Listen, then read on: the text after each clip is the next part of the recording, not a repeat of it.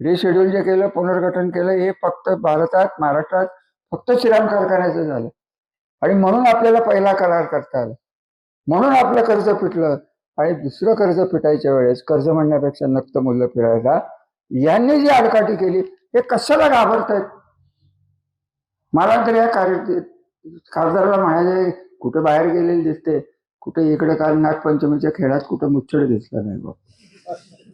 आणि त्याला लय हौस आहे आजकालचा अर्थ तरी असते.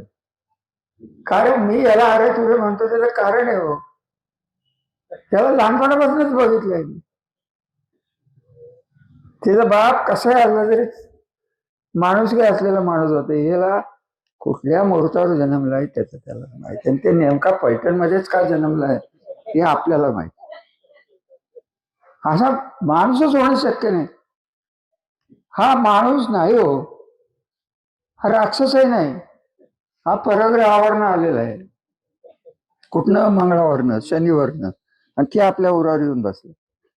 हे असला हा माणूस, त्याचं नेतृत्व, जो कारखाना आपण शून्यातनं काढला त्याच्या हातात द्यायचा. आणि तुम्ही गप्प बसणार आहात बाळासाहेब. तर तुम्ही मला आज स्पष्ट सांगा की रामराजे तुम्ही आमच्या नादाला लागू नका, आम्हाला खासदार आवडतो, त्याच्या मिशा बिशा आम्हाला पटतात, तो देखणार 2 गाड्या घेऊन पोलीस घेऊन फिरतो, कारण तो प्रख्यात गुंड असल्यामुळे अजून त्याला कोण काही हात लावत नाही, तरी सरकारी खर्चाने 2 गाड्या घेऊन फिरतो. काय ऐट आहे, ऐट आहे. त्याला धरायला पाहिजे, विचारायला पाहिजे की हे का करतो. 15 वर्ष कृष्णाबा मंडळासारखं खातं चालवून माझ्यावर ईडीची एक केस नाही, एवढं लक्षात घ्या. बाकीचे सगळे ईडीवाले सगळे, आणि चुकून जर सत्ता बदल झाला तर पहिला ईडीत हात जाणार. त्याने ते पेरलंय ना, ईडी सीडी पिढी मोका डोका पोका एमपीआयडी अजून काय काय, त्याच्यामुळेच मला कायदा माहीत झालाय बा.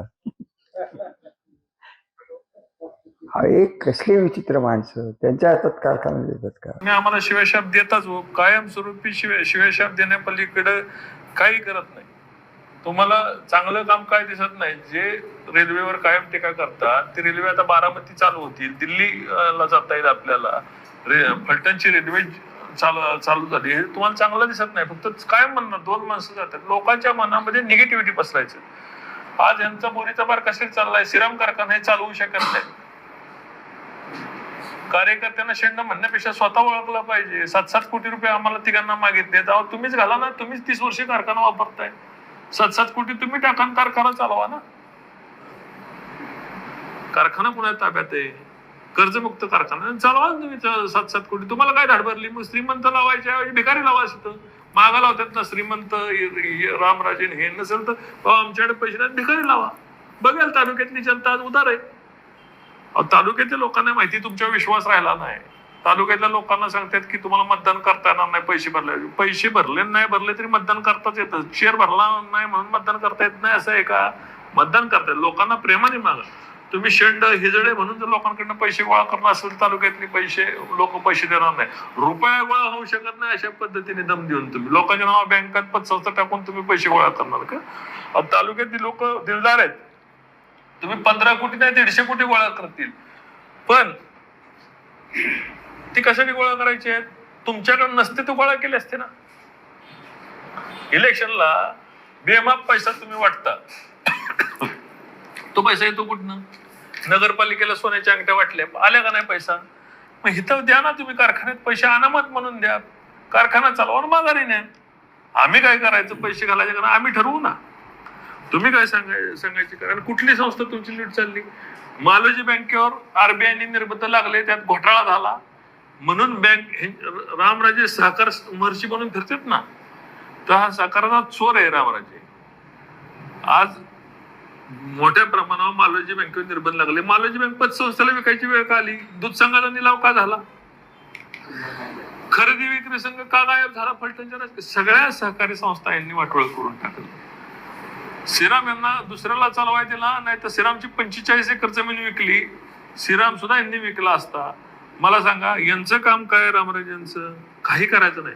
कर्तृत्व नाही ह्यांच्याकडे, नाही ह्यांच्या कुणाकडे आहे. काय कर्तृत्व आहे? मी स्वतःच्या हिमतीवर आम्ही साखर कारखाना काढला, चांगला चालवतोय, गाळप करतोय. गेले 15 वर्ष झाले. म्हणतात की बिलं मागाय गेल्यावर याला कुठल्या शेतकऱ्याला बिलं मागायला लागले? 15 वर्षात जवळपास 60-70 लाख गाळप झालेले आहे कारखान्याचं, किंवा 1 कोटीच्या आसपास झाला असं, मला तर आकडेवारी नाही येत. 1 रुपया कोणाचा राहिला? कारखाना हा आता मोठ्या प्रमाणावर कारखान्याचं एक्सपान्शन चालू आहे आणि हे भाडोत्री म्हणून काम करतात ना. ह्यांचं काम काय आहे?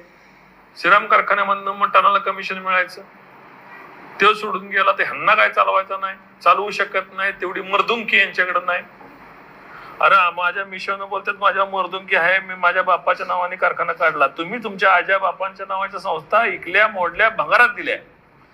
तुम्ही कसं दुसऱ्याच्या बाबतीत बोलू शकता? चालवा ना कारखाना. तुमच्याकडे मर्दुमकी जर असेल ना तर कारखाना चालवा. मी चालवलं ना, मी कुणाकडे रुपया गोळा केलाय का तालुक्यातनं? कोणाला अडचणीत रामराजाला पैसे मागायला आले का? काल म्हटले 35,000 रुपये दिला, तर तालुक्याला माहिती 35,000 रुपये घ्यायला आम्ही यांच्याकडे. काय खोटं बोलायचं, रिटून बोलायचं. आम्ही डेअरी विकली, 8 वर्षापूर्वी डेअरी विकली, 2018ला डेअरीचा सौदा झाला, विकली. त्यांनी 7 वर्ष डेअरी चालवली पुढं, त्याच्या त्या अडचणीने गेला. पण त्याची टीका मला त्या धारूला घालून तुम्हाला डेअरी घेण्या म्हणजे तुम्हाला घ्यायची तुम्ही घ्या, मला त्यात इंटरेस्ट असता तर मी घेतली असती ना डेअरी. मला त्याच्यामध्ये इंटरेस्ट नाही. तुम्हाला धारू तुमच्या माग फायनान्सर फार मोठा उभा आहे, कमिशन तुम्हाला महिन्याला चोख आणून देतो, तुम्ही चालवा. धारूच्या बऱ्याच तक्रारी माझ्याकडे आलेल्या आहेत, योग्य वेळी त्याचं आपण बघूया. त्याचं मला या ठिकाणी सांगायचंय की त्या 8 वर्षापूर्वी डेअरी विकलेली, उद्या एखाद्याला गाडी विकली, त्यांनी जाऊन पुढे 2 वर्षांनी अपघात केला तर जुन्या मालकाला पण गोष्टी जमतं का? ज्याचा त्याचा प्रश्न आहे. डेअरी आम्ही स्वतःची हिमतीव काढली, चालवली, चांगली चालवली, नफ्यात विकली. 7 वर्ष त्यानंतर डेअरी चालली. आता म्हणजे बॉयलर नव्हता, हेच नव्हतं, 7 वर्ष डेअरी चालवली तिने ना. तुम्हाला बंद पाडायचं तुम्हाला जमतं चांगलं. श्रीराम सहकारी कारखाना हा त्या राम मंदिरात बंद, मिटिंग बंद कोणी पाडला? कामगारांना मोर्चा कोणी करायला लावला? तासगावकरांचा कारखाना कोणी बंद पाडला? आम्ही बंद पाडला का? तासगावकराला भिकेला कोणी लावलं? रामराजांनी लावलं. त्याची जगा जे पाप इथंच फेडावे लागणार आहेत तुम्हाला. जी पाप तुम्ही केली. आज साखरवाडी कारखाना 12,000 सभासद होते साखरवाडीला, 12,000 सभासद रुपया दिला का धारूकडनं घेऊन? ह्यांनी सांगितलं मी जबाबदारी घेतो, त्यातले निम्मे मला द्या. सभासदांचे पैसे कुणी हाणले? ते ह्यांनी हाणले, रामराजांनी हाणले. 12,000 सभासदांचे जे पैसे द्यायला पाहिजे ना माघारी, दिले का पैसे माघारी?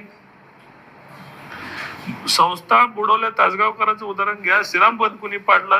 तुम्हाला लाज वाटली पाहिजे, आम्ही बंद पाडतो म्हणा. तुम्ही भर दिवसा मंदिरात मिटिंग घेऊन बंद पाडला कारखाना.